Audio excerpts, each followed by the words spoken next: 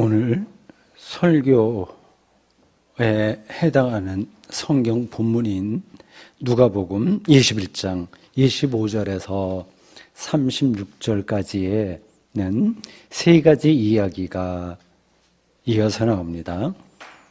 첫째는 25절에서 28절로 인자가 오는 때에 일어날 징조에 관한 이야기이고, 둘째는 29절에서 33절까지로 무화과 나무의 비유이고, 셋째는 34절에서 38절로 깨어있으라는 경고, 권면입니다. 이 세 가지 이야기가 서로 연결됩니다. 인자가 오는 때는 우주 차원에서 대혼란이 발생합니다. 해와 달과 별의 이상한 징조가 나타나고 대중들은 극심한 혼란에 떨어집니다. 대격변의 순간입니다. 무화과 나무에 잎이 나고 무성해지면 여름이 오는 것을 느낄 수 있듯이 계절의 변화를 우리가 알 수 있듯이 우주 차원에서 벌어지는 혼란도 요즘 기후변화처럼 그 징조를 어느 정도는 알 수 있습니다. 이런 때에 그리스도인들은 정신을 차리고 기도해야 합니다. 그래야만 대혼란과 대재난이 일어난 때에도 구원받을 수 있습니다. 이상이 오늘 본문에 대한 요약입니다. 여기까지 알아들었으면 이제 설교 안 들으셔도 돼요. 다 한 겁니다. 이 세 가지 이야기를 관통하는 키워드는 날입니다. 날. 그 날이라고 했어요. 아주 평범한 단어죠. 헬라어 헤메라입니다. 성경이 기록되던 시절의 사람들은 그런 날, 헤메라를 의식하면서 살았습니다. 모두가 다 그런 건 아니지만 성경에 관계된 사람들은 그랬습니다. 그 날에 관한 이야기는 오늘 설교 본문이 시작하기 그 앞부분, 21장 5절부터 나와요. 21장 11절은 이랬습니다. 곳곳에 큰 지진과 기근과 전염병이 있겠고 또 무서운 일과 하늘로부터 큰 징조들이 있으리라. 또 21장 22절에서 23절은 명시적으로 그 날이라고 하는 단어 헤메라가 나옵니다. 그 번역이기 때문에 어떤 때는 때라고도 되고 그 날이라고도 돼요. 그렇게 나옵니다. 이렇습니다. 이 날들은 기록된 모든 것을 이루는 징벌의 날이니라. 그 날에는 아이 벤 자들과 젖먹이는 자들에게 화가 있으리니 이는 땅에 큰 환난과 그 백성에게 진노가 있겠음이로다. 오늘 설교 본문에 나오는 세 가지 이야기가 지금 읽은 거는 그 앞부분에 있는 거예요. 세 가지 이야기가 모두 이 날과 연관됩니다. 신학 공부에 관심이 많은 분들은 누가복음 21장의 내용이 후기 유대교의 특징인 묵시사상이라고 하는 것을 눈치챘을 겁니다. 마태복음 24장과 마가복음 13장에도 거의 비슷한 내용이 나옵니다. 이런 묵시사상을 현대인들은 이건 맞지 않는 이야기지, 뜬구름 잡는 이야기로 생각합니다. 우주와 자연에 대한 지식이 턱없이 부족했던 시절이라서 해와 달과 별들의 이상한 징조를 말하고 구름 타고 인자가 오는 것을 말하고 하는 게 유치한 동화처럼 들리는 겁니다. 그건 착각입니다. 2000년 전 성서를 기록한 사람은 오늘 우리보다 훨씬 성숙했습니다. 훨씬 더 세상을 뚫어보는 통찰력이 깊었습니다. 우리는 온갖 지식에 기대서 세상을 표면적으로 대하지만 그들은 세상의 중심을, 그 깊이를 꿰뚫어 보았습니다. 요즘 우리는 오늘 설교 본문이 말하는 그런 파멸적인 날을 현실로 경험하죠. 코로나19 바이러스 사태가 이 지경까지 오리라고는 그 어떤 전문가도 예측하지 못했습니다. 자연과학이 이 자연을 얼마든지 통제할 수 있을 것으로 일종의 과학 만능주의로 세상을 대하는 사람들이 많았습니다. 여기에는 인간 중심주의가 자리합니다. 근대주의 이후로 인간 지식이 폭발적으로 늘어나고 감당할 수 없을 정도로 지금은 스마트폰으로 인해서 더 과잉되고 있는데 산업화로 인해서 물질적 풍요가 가능해졌습니다. 많이 먹고 많이 마시고 소비합니다. 육류만 해도 그렇습니다. 제가 어렸을 때 소고기를 먹는 날은 1년에 며칠 되지 않았습니다. 소고기 장조림은 부잣집 자녀들의 도시락 반찬이었습니다. 요즘은 육류를 너무 많이 먹어서 오히려 건강을 해칠 지경이죠. 유럽과 북미 부자 나라 사람들의 소고기 소비를 조금만 줄이면 세계 식량 문제가 대부분 해결된다고 합니다. 육식 중심의 식문화에 맞추려고 목축업을 산업 차원에서 처리하다 보니까 소, 돼지, 닭을 공장식으로 키울 수밖에 없게 되었습니다. 그 특징은 바이러스가 좋아하는 숙주의 밀집화입니다. 적당한 선에서 바이러스와 우리가 지구 안에서 공생하려면 사람만이 아니라 가축의 밀집도도 낮춰야 되는 게 아닐까요? 그러려면 일단 육류 소비를 줄여야 되겠죠. 소, 돼지, 닭을 먹더라도, 고기를 먹더라도 그들 역시 우리와 같은 생명체이니까 미안한 마음으로 먹어야지. 먹방 프로그램에서 보듯이 게임하듯 먹으니까 공장식 축산업 문제를 해결할 수가 없습니다. 이런 근본 문제가 해결되지 않는 한 바이러스 재난은 끝나지 않을 겁니다. 지금의 위기를 넘기더라도 우리가 예상하지 못하는 더 큰 위기가 다시 찾아옵니다. 언젠가는 현생 인류가 대부분 멸절하고 인간 문명과 격리된 일부 소수족만 살아남을지 모릅니다. 지금 우리가 원래 아주 오래전 대부분 유인원들이 멸절한 빙하기 때 겨우 살아남은 그런 소수 종족의 후예입니다.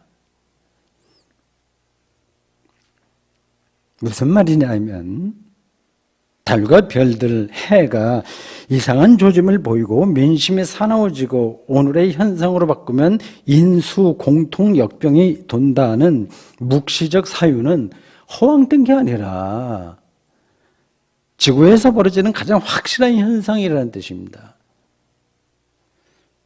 그런데도 이런 대재난이 닥치기 전에는 그런 현상과 무관한 듯이 사는 이유는 사람들이 개인의 일상에 과몰입하기 때문입니다.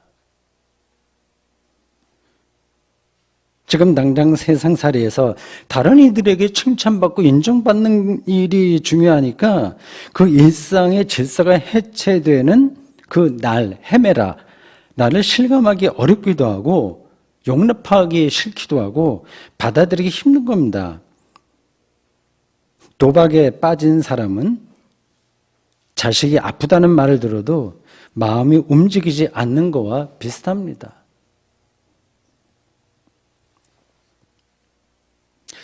묵시적 대재난은 인류 전체의 차원만이 아니라 개인의 운명에서도 피할 수 없는 엄중한 실존입니다. 우리가 개인에게 다 그런 대재난이 온다는 뜻이에요. 우리는 어떤 날이 되면 하늘의 해와 달과 별들이 흔들리는 걸 경험할 거고 개인적으로 경험해 보셨나요? 세상이 어두워지는 걸 느낄 겁니다. 더는 걷지도 못하고 편안하게 숨 쉬지도 못하고 어제 일을 기억하지 못하게 됩니다. 귀에서 이상한 소리가 나고 마음이 깊은 어둠 속으로 가라앉습니다. 겉으로 쌩쌩한 사람들만 돌아다니니까 모두가 다 그런 줄 알지만 실제로는 크고 작은 묵시적 대재난을 우리 모두가 이미 여기 일상에서 겪고 있습니다. 외면할 뿐이에요. 다른 데 정신이 팔려서 그걸 실감하지 못하거나 막연하게 느끼는 겁니다. 34절 말씀을 들어보십시오. 우리의 이야기가 아니겠습니까?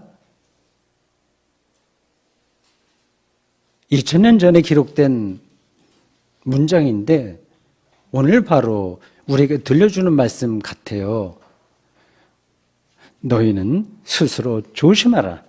그렇지 않으면 방탕함과 술 취함과 생활의 염려로 마음이 둔하여지고 뜻밖의 그 날의 덫과 같이 너희에게 임하리라. 전곡을 찌르는 말씀이죠. 여기서 우리의 정신이 팔리는 대상이 세 가지로 나옵니다. 방탕함은 무언가에 과도하게 집착하는 삶의 태도예요. 마틴 루터 성경은 개걸스럽게 먹는다는 뜻의 프레센으로 번역했습니다. 술 취함은 우리가 익숙하게 아는 현상입니다. 생활의 염려도 방탕함이나 술 취함이나 마찬가지로 우리의 마음을 둔하게 합니다. 마음이 둔하게 되면 그 날이 갑자기 덫처럼 닥쳐요. 여러분도 일상에서 그런 경험을 할 겁니다. 대학교 입학한 게 엊그제 같은데 금방 졸업하게 됩니다. 졸업하는 순간이 오면 그 졸업이 덫처럼 갑자기 닥치는 겁니다. 20살이었었는데 어느 순간에 30살이 되고 갑자기 40살이 되고 50살이 되고 60살이 되고 갑자기 70살이 됩니다. 인생살이에서 졸업할 순간이 덫처럼 순식간에 다가옵니다. 우리의 일상입니다. 이 세상은 그 방탕함과 술 취함과 생활의 염려에 떨어지도록 우리를 부추깁니다.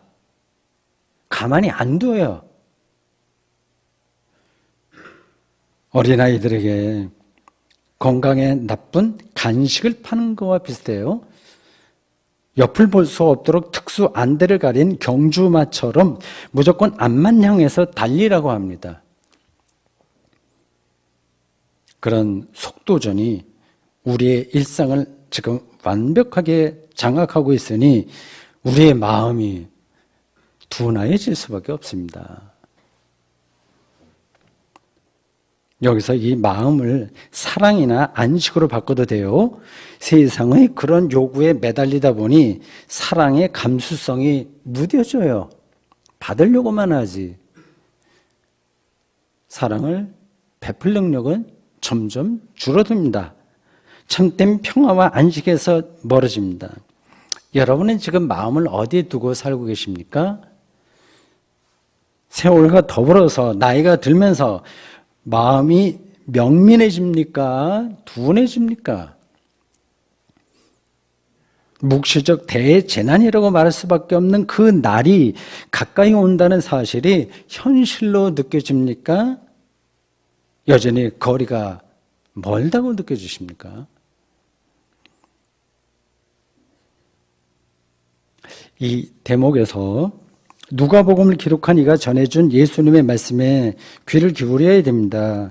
저는 이 말씀이 2000년 전 예수님의 제자들과 초기 기독교인들만이 아니라 21세기 오늘 우리에게도 결정적으로 중요한 삶의 태도라고 생각합니다. 이러므로 너희는 장차 올 이 모든 일을 능히 피하고 인자 앞에 서도록 항상 기도하며 깨어있으라.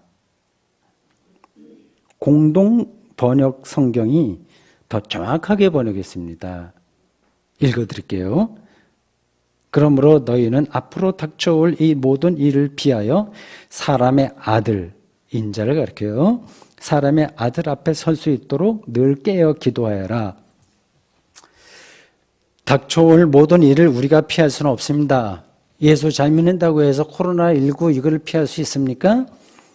아무도 불의의 사고나 이러한 대재난, 늙음과 죽음을 피할 수 없습니다. 여기서 피한다는 말은 그런 묵시적 대재난을 당하지 않는다는 말이 아니라 거기서 구원받을 수 있다는 뜻입니다. 구원받을 수 있는 길은 인자 앞에 서는 겁니다. 갑자기 머리가 복잡해지죠. 인자 앞에 서는 게 뭐지? 하죠. 여기서 인자는 호피어스 투 안트로프의 번역인데 인간의 아들, 사람의 아들이라는 뜻이에요. 구약 성경에서 인자는 죽을 수밖에 없는 우리 인간을 가리킵니다. 그냥 그렇게 가리켜요.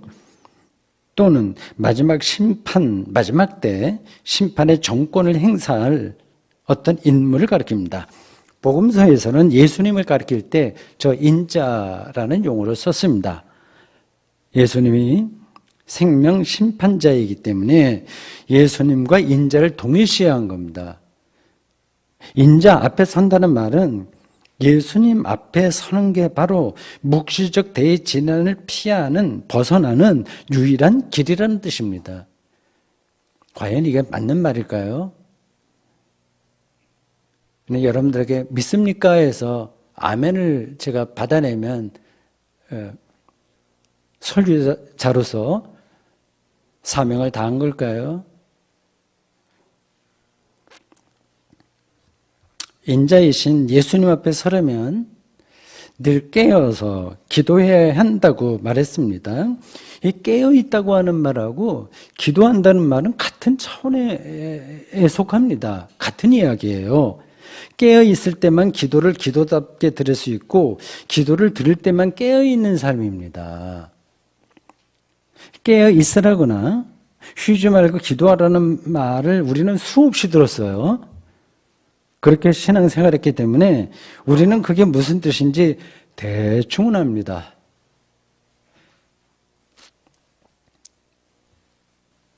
저는 중학교 1학년부터 교회를 다녀서 지금까지 거의 교회 중심으로만 살았습니다. 중고등학교 시절에도 거의 교회에서 살았어요. 저만이 아니라 당시 교회 학생의 임원들은 다 그랬습니다.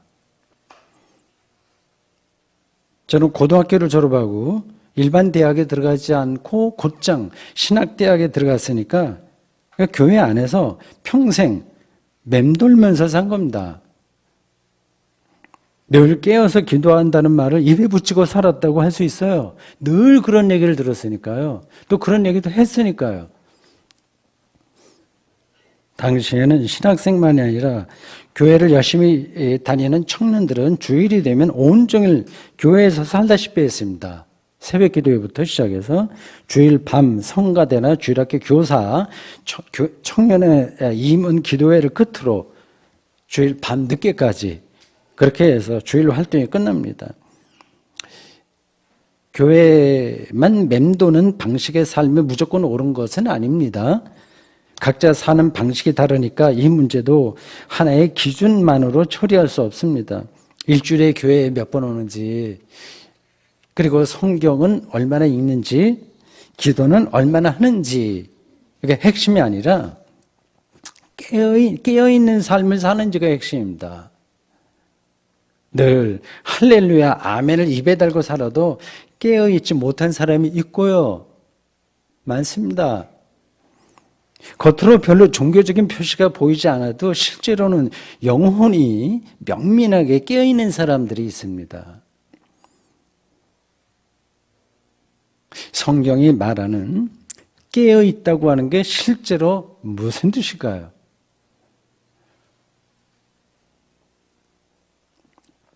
가장 일반적인 차원에서 대답한다면 지금 자신의 인생이 얼마나 남았는지를 진지하게 묻고 대답을 찾으면서 그 문제를 항상 생각하는 겁니다.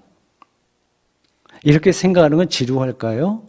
혹시 부부 사이에 그런 대화를 종종 나누시나요?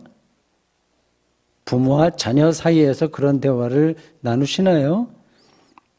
길게 남은 분도 있고 인생이 얼마 남지 않은 분도 있습니다.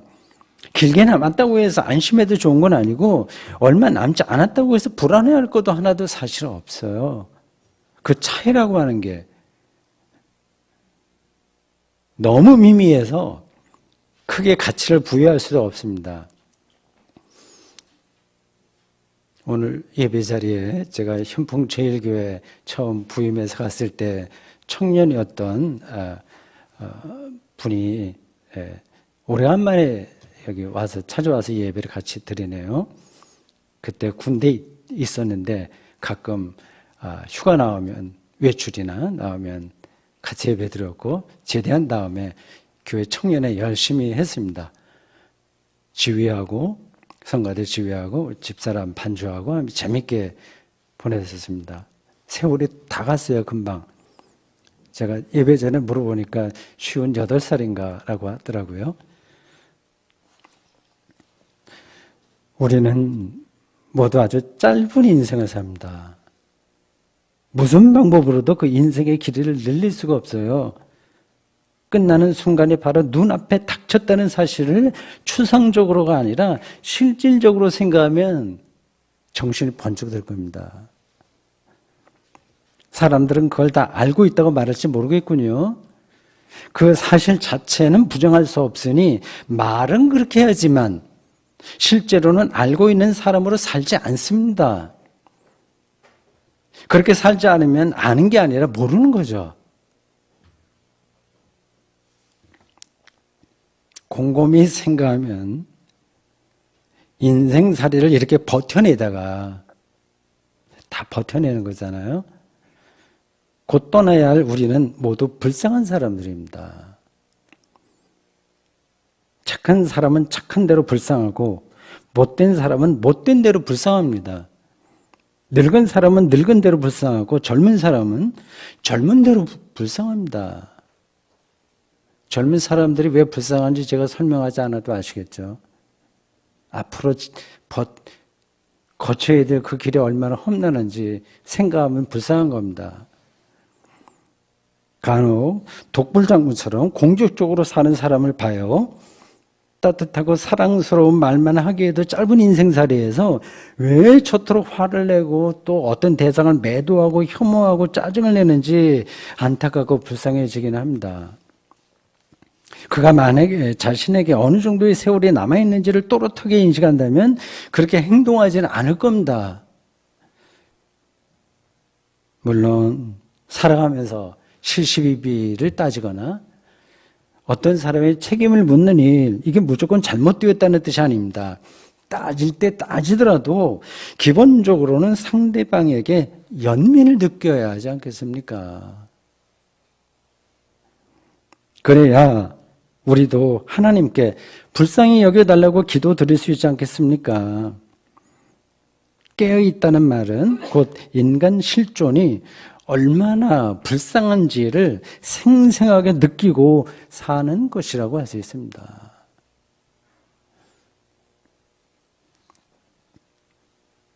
그러면 마지막 질문입니다.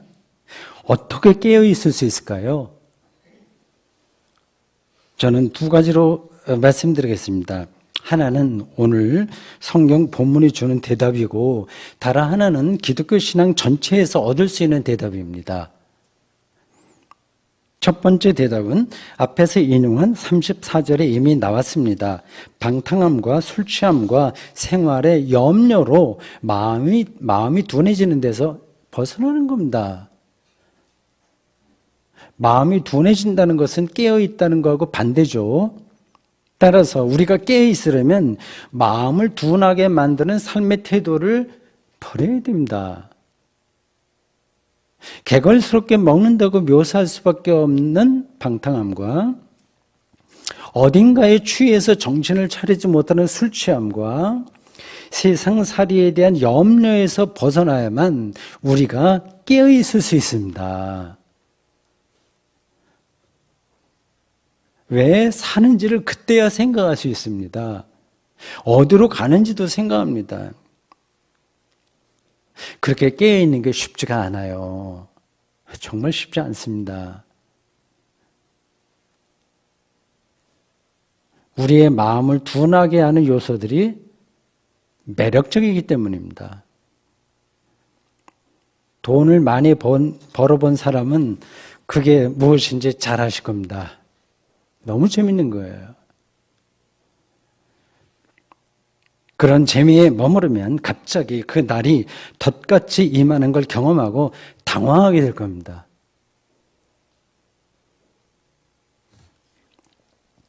두 번째 대답은, 이게 바로 제가 드리고 싶은 대답인데, 하나님 안에서 자기 인생을 받아들이는 겁니다. 깨어서 기도한다는 말 자체가 하나님 안에서 자기 인생을 인식한다는 뜻입니다. 하나님 안이 아니라면 삶은 추상으로 떨어지기 때문입니다. 이 말이 전달이 될지 모르겠습니다. 세상 사람들은 반대로 생각하겠죠? 기독교가 말하는 그 하나님이야말로 추상적이고 자신들의 세상이야말로 실체라고 말할 겁니다. 그들이 말하는 실체는 돈과 명예와 하여튼 좋은 뜻으로라도 권력과 지식과 예술 등등입니다. 그런 것을 영원한 생명이라고 믿는 사람은 그게 이제 실체인데 거기에 자기의 운명을 걸면 됩니다. 그런 것들과 함께 그들의 운명이 결정될 거예요.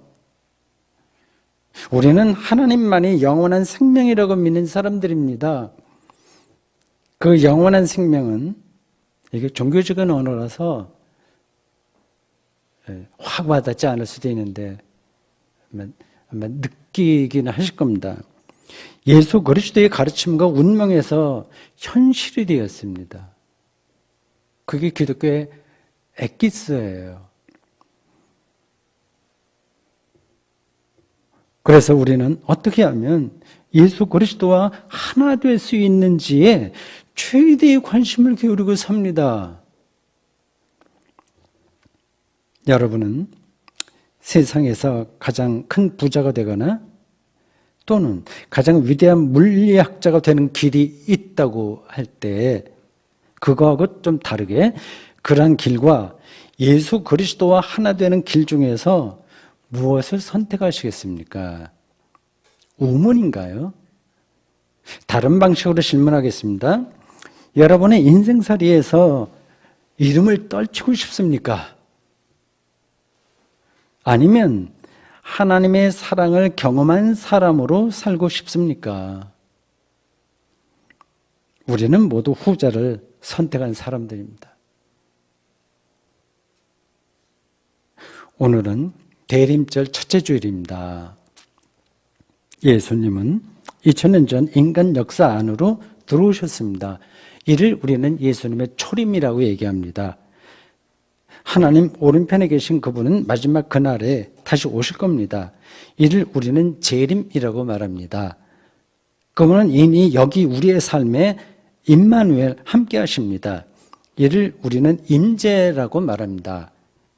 대림절 첫 주일을 맞아 우리 모두 그분의 초림을 생생하게 기억하고 그분의 재림을 기다리면서 그분의 임재를 현재 경험함으로써 늘 깨어 기도하는 사람으로 남은 인생을 살아갔으면 합니다. 아멘.